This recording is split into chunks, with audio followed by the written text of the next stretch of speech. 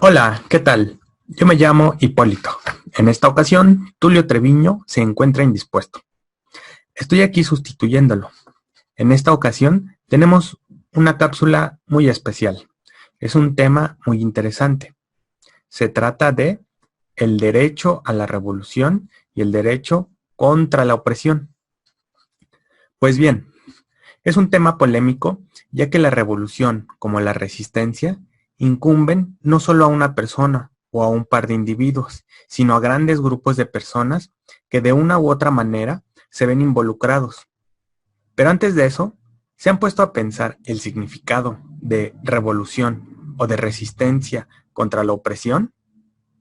Estos términos los tenemos asociados según nuestros referentes culturales o nuestros intereses. Naturalmente, que si no es de nuestro interés, asociaremos la revolución y la resistencia contra la opresión como algo que ya pasó, donde hubo sangre, muerte y destrucción. Para aquellos que no es algo tan ajeno, sea por interés o un entorno cultural donde se ha tocado el tema, se vincula la revolución con figuras emblemáticas de personajes que se opusieron a una dictadura o a un régimen autoritario. En este pequeño video trataré de exponer las características fundamentales y los ejemplos de revolución desde un enfoque de la teoría constitucional. Aclaremos primero muy rápido los conceptos. Por revolución, como fenómeno social, vamos a comprender un cambio de orden de cosas. Se trata de un proceso que es impulsado por movimientos sociales, que desconoce el orden existente y fundamenta sus acciones debido a que el gobierno ha sido incapaz de cumplir sistemáticamente los reclamos y exigencias. Esto también se explica porque la oposición no ha encontrado los caminos institucionales que permitan encauzar sus demandas. En este sentido, podemos hablar de una deficiencia democrática que obstaculiza la pluralidad. Ejemplos de revolución: tenemos la Revolución Francesa de 1789, la Revolución Mexicana de 1910, la Revolución Rusa de 1917 o la Revolución Cubana de 1959. Por otra parte, la resistencia contra la opresión se trata de procesos de oposición más amplios que parten de un reconocimiento del Estado y no necesariamente buscan el cambio de régimen, sino más bien modificaciones que tiendan a subsanar las afectaciones que consideran deben ser reparadas. Algunos ejemplos de resistencia contra la opresión que podemos nombrar son los movimientos sindicales de la década de los años 70 y 80, que plantearon su oposición contra las medidas represivas, contra los sindicatos y por la libertad e independencia sindical.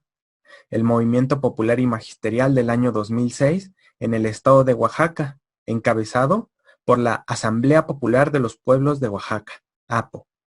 Otro caso puede ser la organización del Sindicato Mexicano de Electricistas, luego de que la compañía de Luz y Fuerza del centro fuera extinguida en el año 2009. En este rubro también se encuentran las organizaciones que han reclamado a presos políticos. Pero, ¿existe un derecho a la revolución y a la resistencia contra la opresión? La resistencia como la revolución son fenómenos que contrastan al Estado debido a que son formas de rechazo de los canales constitucionales y que no encuentran en las instituciones jurídicas u órganos instituidos un cambio o vía para su resolución. Pero, ¿qué dice el derecho en esta materia? Para responder esto, vale señalar que es un tema polémico, debido a que aún en el derecho no hay un consenso para responder con una respuesta binaria.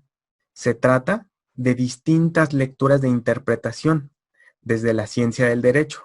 Sumado a esto, no es una discusión propia del derecho, intervienen otras disciplinas y estudios que abordan la revolución.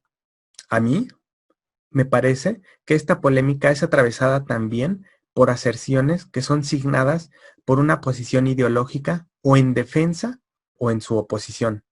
Tales cuestiones nos ayudarán a distinguir el derecho de la revolución y el derecho a la revolución.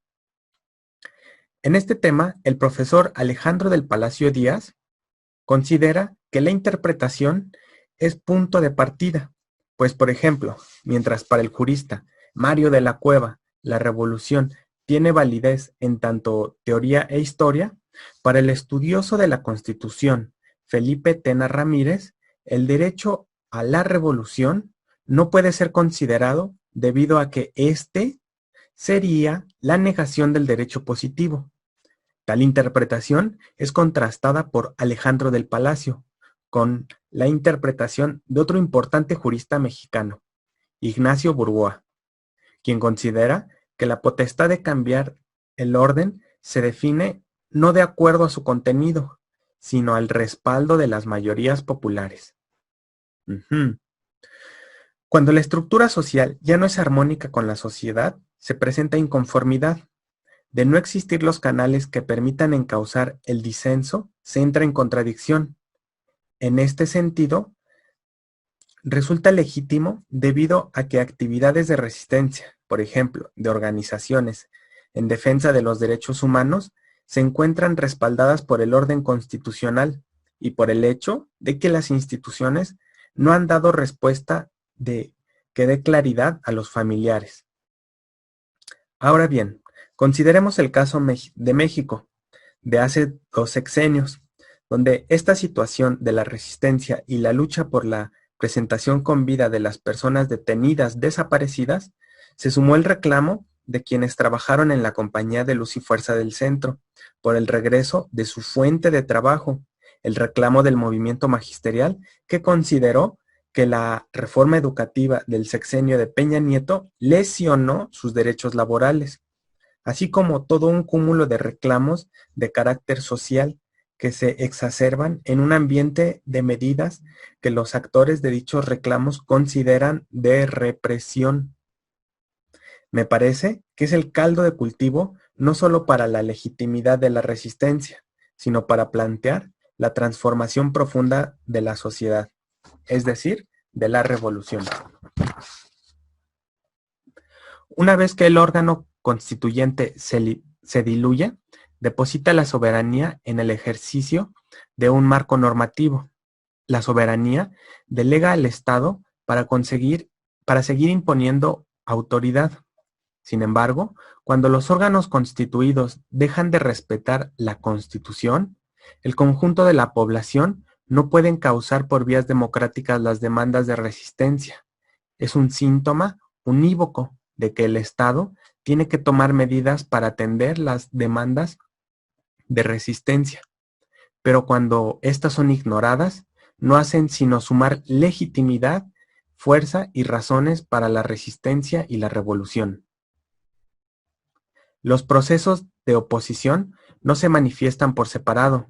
Hay momentos, como la lucha contra la segregación racial en Estados Unidos o el movimiento emanado de la lucha por la presentación con vida de los 43 detenidos desaparecidos de Ayotzinapa, donde confluyeron diversas formas de manifestación, entre ellas la forma pacífica y a veces la confrontación. Por ello, la violencia, como una modalidad que adoptan las manifestaciones de fenómenos sociales de reclamos, deben ser entendidas como fenómenos sociales, que son resultados de la omisión del Estado a los reclamos. Me parece que la revolución, la resistencia y la desobediencia civil son el mejor camino para vigilar y cotejar si una suma de los factores reales se ve representada en el marco jurídico, en caso de estar en duda o cuando la dignidad humana se ve mancillada. Pienso que es preciso desobedecer, organizarse y luchar en resistencia por la revolución. Este es el fin de nuestra cápsula. ¿Qué te ha parecido? ¿Estás de acuerdo? ¿Qué casos consideras que son de revolución y qué casos consideras son de resistencia? Bueno, los dejamos con 31 minutos.